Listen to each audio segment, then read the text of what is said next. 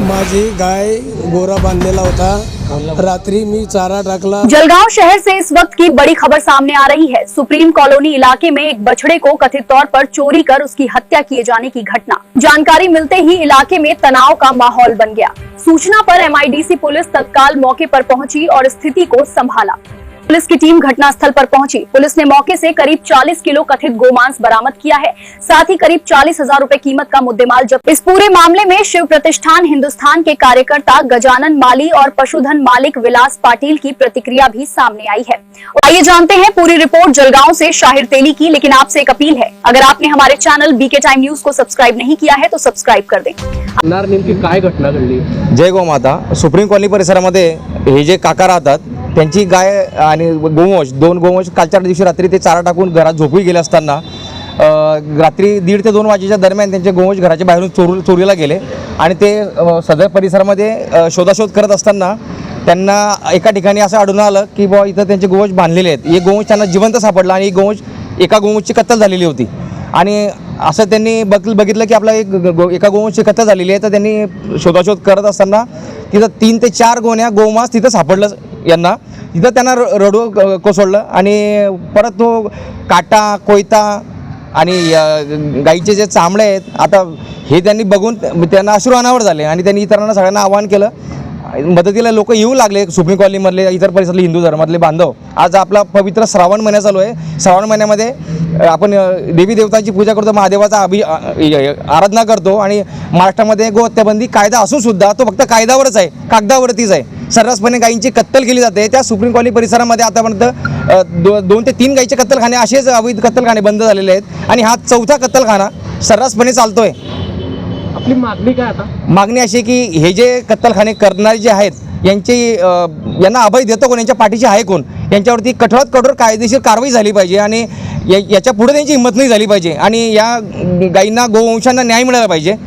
बस हीच मागणी आहे। तरी किती गायींची सुटका केली? आता आम्ही सुटका केली जवळपास 5 गोवंशाची आणि ते लहान लहान गोरे होते। एक तर कापलेला होता आणि 6 गोवंश, एकदम 1 महिना सव्वा महिन्याचं सुद्धा गोरं त्याच्यात होतं समाविष्ट आहे। तुम्ही व्हिडिओमध्ये बघू शकत असाल। तर ते एवढे लहान लहान लेकरासारखे त्यांनी त्याला पाळलं आहे आणि त्यांना अश्रू अनावर झालं त्या ठिकाणी। एवढीच मागणी मागतो की महाराष्ट्र शासनाला की तुम्ही तुमचा जो कायदा आहे तो फक्त कागदापुरता मर्यादित न ठेवता तो अंमलात आणा, जेणेकरून अशा नराधमांना या कत्तली करणाऱ्या कसा यांना कडक शासन झालं पाहिजे। गजानन माळी, शिवप्रतिष्ठान, युवा हिंदुस्थान।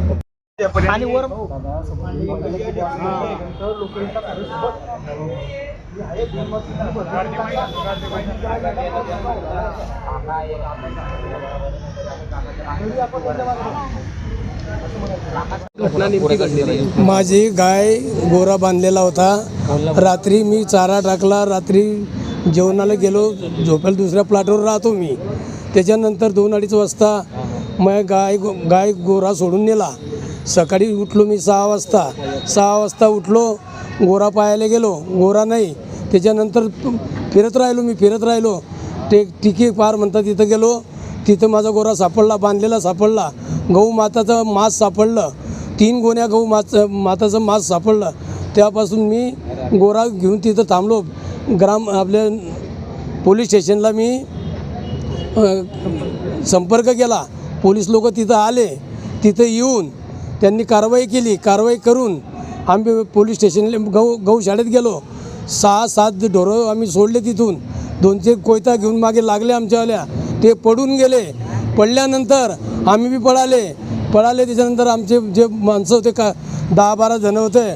कोयता होता, कुऱ्हाड होती, आमच्या मागे सुटले। आमचेच 10-12 निघाले। त्याच्यानंतर ते पळाले। एक बाईनी चांबडं घेतलं, गवता त्याच्यात फेकून दिलं। फेकल्यानंतर मी गेलो, मग मी म्हटलो पट्टू घेतो तुमचा, म्हणे पट्टू घेतला माझा तर मी बलात्कारची केस टाकीन तुझ्यावर, अशी ते बाई बोलली। मी मागे हटलो। मग पोलीस स्टेशनची हे घेतली, मी पाठिंबा घेतला। त्यानंतर मी तिथंच थांबलो। तुमचेच गोरे चोरून गेले होते? माझे गोरे नाही, बाकीचे 6-7 ढोरं चोरीले गेले होते। ते आम्ही पाहिले, इकडे तिकडे पाहिले, इकडून तिकडून सोडले ते गोरे। ते तिथे सोडून गौशाळेला नेले, गौशाळेला सोडून आले। त्याच्यानंतर आम्ही पोलीस स्टेशनले माझं बाकी काय आहे की ही कारवाई एक आपल्या महाराष्ट्र हे हिंदू धर्माच्या हिसाबाने गाव माताचं मांस काटू नये आणि हे होऊ नये ही अशी माझी विनंती आहे. नाव सांगा. विलास राजाराम पाटील.